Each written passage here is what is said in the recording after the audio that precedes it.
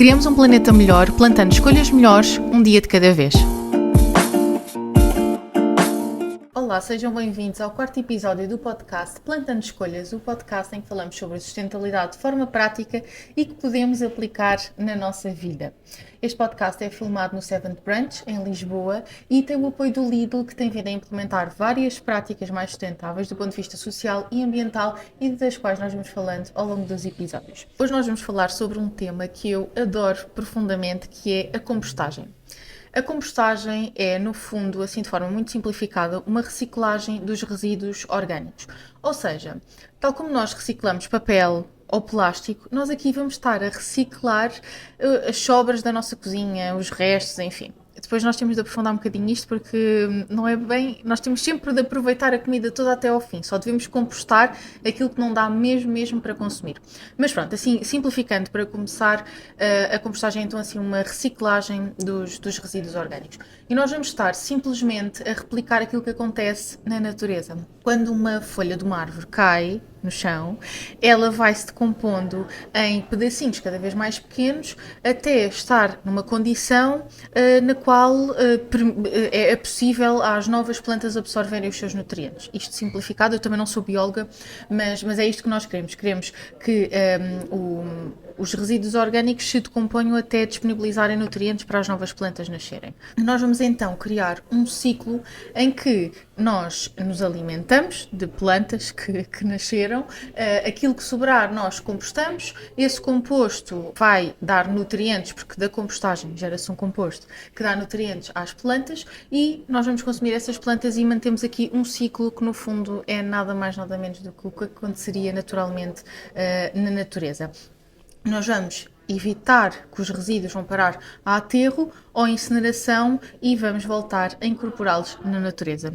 Eu acho que isto faz muito sentido e acho que falando assim ou pensando nisto assim, acho que toda a gente que pensa que faz sentido fazer compostagem. A compostagem vai então permitir-nos melhorar as condições dos solos, o que é essencial para a nossa segurança alimentar. Nós temos de ter solos de qualidade para conseguirmos gerar alimentos com qualidade e com quantidade suficiente para nos alimentarmos. Por isso, esta é também uma das vantagens da compostagem. Nós vamos obter um fertilizante natural e mais saudável para as nossas plantas, desde que nós façamos tudo de forma correta, e com isso vamos evitar a utilização de fertilizantes sintéticos. Para além disso, com a compostagem, nós também conseguimos reduzir as emissões de metano geradas pela decomposição dos resíduos orgânicos em aterro.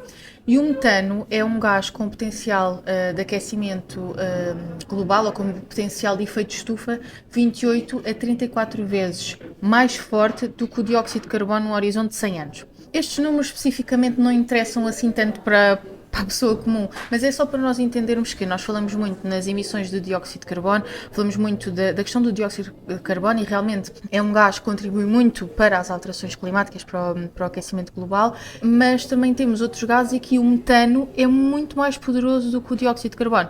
Eu falei-vos no horizonte de 100 anos, se nós falamos num horizonte de 20 anos, é 80 vezes mais potente do que o dióxido de carbono. Por isso, realmente nós temos aqui um problema também ao nível das emissões geradas com os resíduos que vão parar a aterro. Apesar de existirem mecanismos para capturar o metano produzido em aterro e utilizar o biogás para produzir energia, a verdade é que atualmente os aterros ainda são responsáveis por cerca de 20% das emissões globais de metano, de acordo com a NASA. As fontes variam um bocadinho nesta percentagem, mas é só para nós termos esta noção de que é preciso nós termos mais eficiência na captura de metano dos aterros e também é preciso nós evitarmos enviar os biorresíduos para aterro para nem sequer criarmos este problema.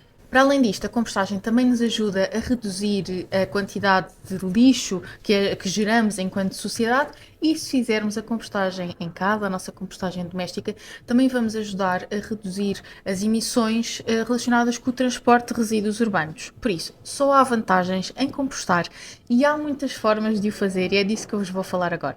Eu não vou dar aqui uma lição gigante porque nós não temos tempo, eu quero manter os episódios curtinhos, mas eu vou destacar 3 métodos para fazermos compostagem doméstica e depois falar um bocadinho de outras formas de nós também participarmos na reciclagem dos biorresíduos. A primeira de que eu vos vou falar é a compostagem bokashi, que é a compostagem que eu faço neste momento. E eu acho que é a mais prática de todas e é muito fácil para. Acho que vai ser muito fácil para muitas pessoas que queiram fazer compostagem em casa, porque ocupa muito pouco espaço.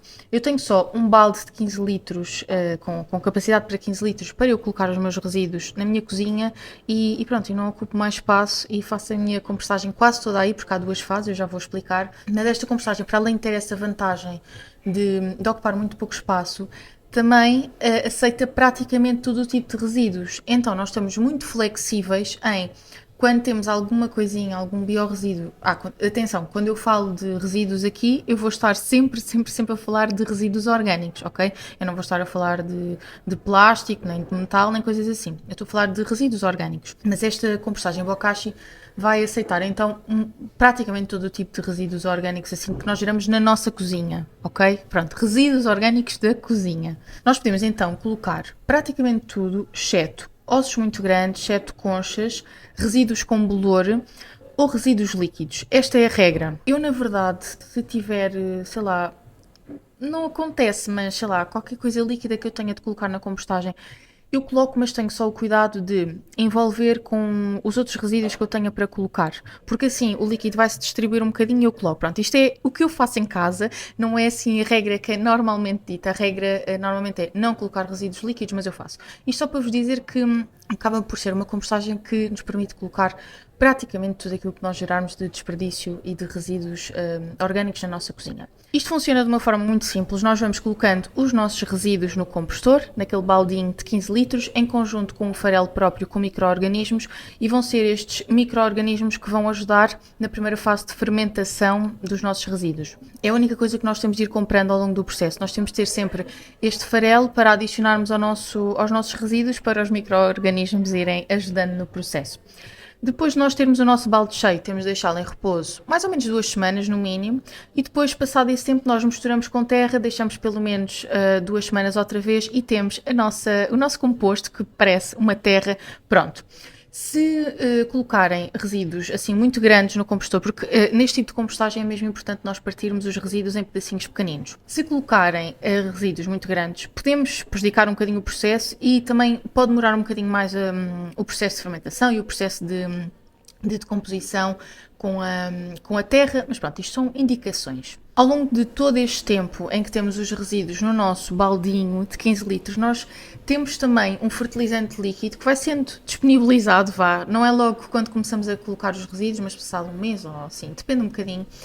Nós vamos tendo um fertilizante líquido que também obtemos a partir deste processo de compostagem, que nós podemos diluir.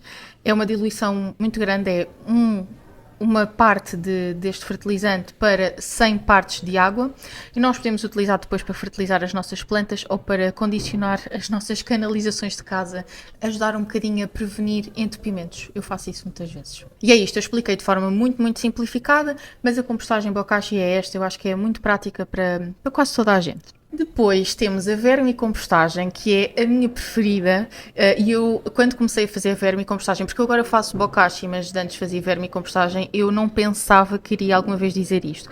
Porque eu comecei a fazer vermicompostagem porque era a única que eu conhecia, e para esta compostagem nós precisamos de minhocas para digerirem os nossos resíduos. E as minhocas faziam muita impressão, eu tinha nojo de minhocas, e eu fiz um bocado que eu queria mesmo fazer compostagem. A verdade é que eu depois fui vendo como é giro nós vermos. Primeiro, as minhocas vão pondo ovinhos e depois nós vemos as minhocas bebés a nascer e é engraçado. E para além disso, também é muito giro nós vermos os nossos resíduos a transformarem-se em tempo real em terra. Que não é terra, na verdade, que é o composto. Porque na Bokashi nós não vemos isso, está sempre tudo tapado. Está tapado dentro do balde, depois está tapado está misturado com terra. E na compostagem, na vermicompostagem, nós vamos ver isso. Nós colocamos, por exemplo, uma casca de manga no compostor e depois, passado algum tempo, vamos ver que a casca de manga já não lá está e temos uma coisa que parece terra, que foram as minhocas que fizeram. Então eu adoro mesmo e quero muito voltar a fazer a vermicompostagem. Tendo de arranjar espaço em casa porque pronto, é preciso, ou tenho um compostor grande ou tenho um compostor mais pequeno e depois não dá para tanta coisa. Eu estou a pensar seriamente em conjugar os dois, fazer a Bokashi e fazer a vermicompostagem. A vermicompostagem um bocadinho mais por hobby, na verdade, porque a Bokashi chega perfeitamente para os meus resíduos, mas é muito giro. E quem tenha crianças, eu acho que as crianças acham muita piada. Agora, este tipo de compostagem já não aceita tantos resíduos como a bokashi. Nós não podemos colocar resíduos de origem animal, exceto cascas de ovos. Também não podemos colocar alho, cebola, hortelã e também devemos evitar ao máximo, diria, colocar uns alimentos cozinhados, citrinos, ananás, porque há aqui uma série de restrições. E é mesmo importante nós termos isto em conta, porque nós vamos estar a cuidar de seres vivos. São insetos, mas são seres vivos e nós acho que lhes devemos também respeito e devemos ter esse cuidado de saber o que é que estamos a fazer. Por isso, se fizerem esta compostagem, têm de ter um bocadinho mais de cuidado com aquilo que colocam.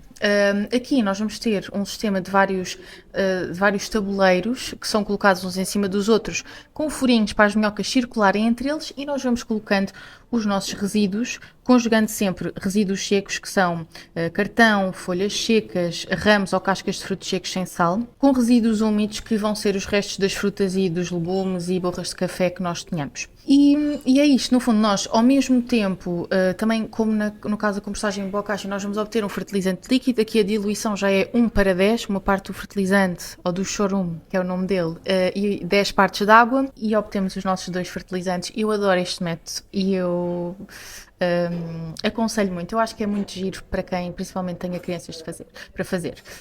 Agora, esta vermicompostagem pode ser feita dentro de casa, ou então, se for no exterior, tem de ser numa zona abrigada da chuva e do sol, porque mais uma vez nós vamos estar a lidar com minhocas e com seres vivos e temos de garantir que elas têm condições para sobreviver. Não queremos que o nosso compostor fique alagado, para elas não se afogarem, e se tiver muito calor, elas também não aguentam essa temperatura. E mesmo em casa nós temos de ir gerindo um bocadinho as condições que elas têm.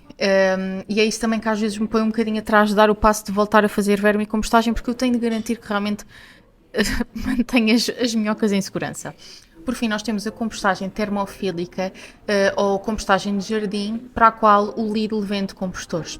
Isto é ideal para quem tem um espaço exterior e eu nunca fiz este tipo de compostagem porque eu não tenho espaço exterior, mas já vi alguns compostores em funcionamento e nós aqui vamos pôr então os nossos resíduos em contacto com terra e vamos também acrescentando os resíduos e temos mais uma vez de conjugar os resíduos secos com os resíduos úmidos.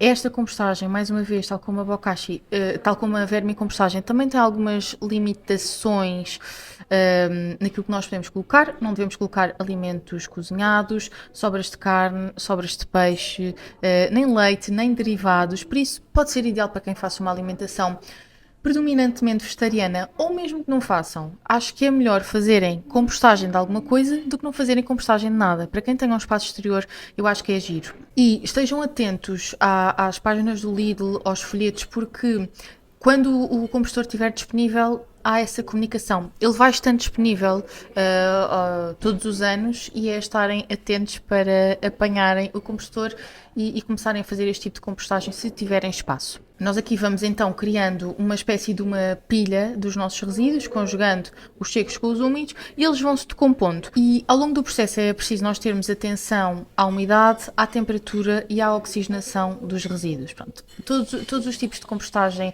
doméstica vão exigir sempre um bocadinho de alguma atenção nossa, mas nós ganhamos o jeito e depois é muito fácil. E até vos digo mais.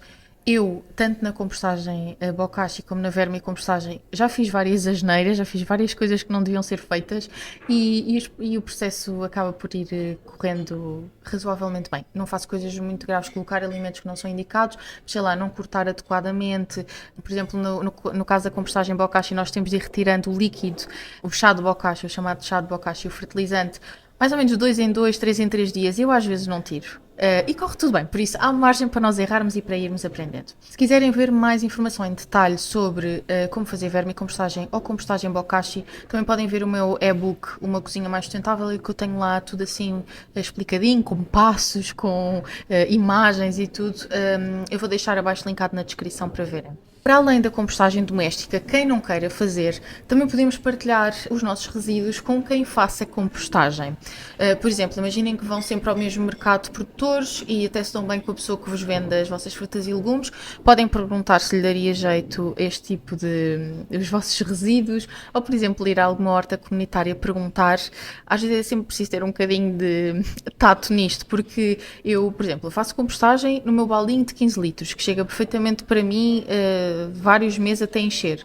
Mas se agora toda a gente à minha volta me pedisse para eu começar a compostar os resíduos deles, era um bocado difícil. Então também é bom nós assumirmos responsabilidade sobre os nossos resíduos, mas é uma hipótese, é um bocadinho a explorar. Para além disso, também podemos participar na compostagem comunitária ou municipal. Desde 1 de janeiro deste ano, a Diretiva 2018-851, tenho de ler aqui porque eu não sei estes números de cor, do Parlamento Europeu e do Conselho, requer que os Estados-membros assegurem que os biorresíduos são separados, reciclados ou recolhidos seletivamente. Por isso, estejam atentos para ver se na vossa área de residência já existe esta recolha de biorresíduos, porque provavelmente, se ainda não existe, estará para existir perto de vocês. Isso é uma forma muito prática de nós participarmos na compostagem. É, no fundo, acrescentar os biorresíduos aos resíduos que nós já reciclamos. Eu espero que toda a gente esteja a ouvir isto, já faça reciclagem. Se não fizerem, se alguém estiver a ouvir e não fizer, por favor, usem isto como sinal para começarem a fazer. Mas, tal como nós separamos o papel, o plástico, o metal, o vidro, agora, neste tipo de sistema, vamos poder começar a reciclar, a separar e depois a encaminhar corretamente os biorresíduos. Eu acho que é excelente e vai ter esta abrangência. Claro que vai trazer, acredito eu, alguns desafios, porque é preciso nós formarmos adequadamente as pessoas sobre isto. Olhem, até vos peço o favor de partilharem este episódio com mais pessoas, porque para se perceber esta importância da compostagem e a importância de nós compostarmos corretamente os resíduos, porque senão podemos prejudicar todo o processo. E acho que vai haver aqui um trabalho também de formação de todos os municípios para toda a gente participar corretamente neste processo de recolha de biorresíduos, mas é muito importante que esteja a acontecer. Isto porque nós em Portugal ainda temos uma grande percentagem de biorresíduos a não serem encaminhados corretamente. Isto são dados de 2022. E em 2022, 57% dos resíduos urbanos foram para aterro e apenas 8% foram para compostagem ou digestão anaeróbia.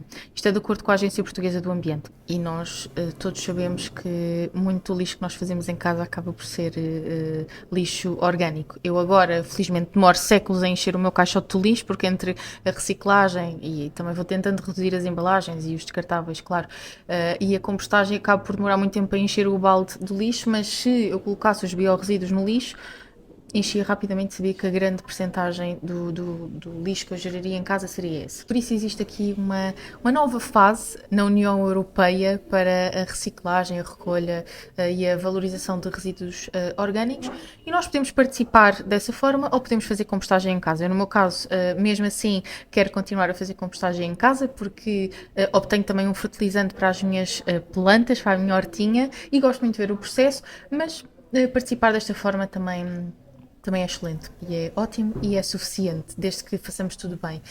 Atenção, e reforço mais uma vez, como eu disse no início, nós só devemos compostar aquilo que nós não conseguimos aproveitar, porque todos os alimentos necessitaram de água, de energia, de emissões para serem produzidos. E eu depois posso fazer um episódio sobre o desperdício alimentar também, que daria aqui para nós falarmos bastante, e é um tema que eu adoro falar, mas tendo em conta tudo o que é necessário para produzir os alimentos, nós temos primeiro de os honrar e de nos alimentarmos deles, e só aquilo que é impossível mesmo aproveitar é que nós devemos compostar. E é isto, eu espero que tenha sido útil, espero ter incentivado algumas pessoas a começarem a fazer compostagem. Se tiverem alguma dúvida, digam-me. Se tiverem a ver pelo YouTube, podem deixar um comentário abaixo na descrição, podem enviar-me também uma mensagem pelo Instagram. Não se esqueçam de deixar um gosto no vídeo, se estiverem no YouTube, subscrever o canal também, e se estiverem a ouvir pelas plataformas de podcast, não se esqueçam de avaliar, e vemo-nos no próximo episódio. Beijinhos, até à próxima!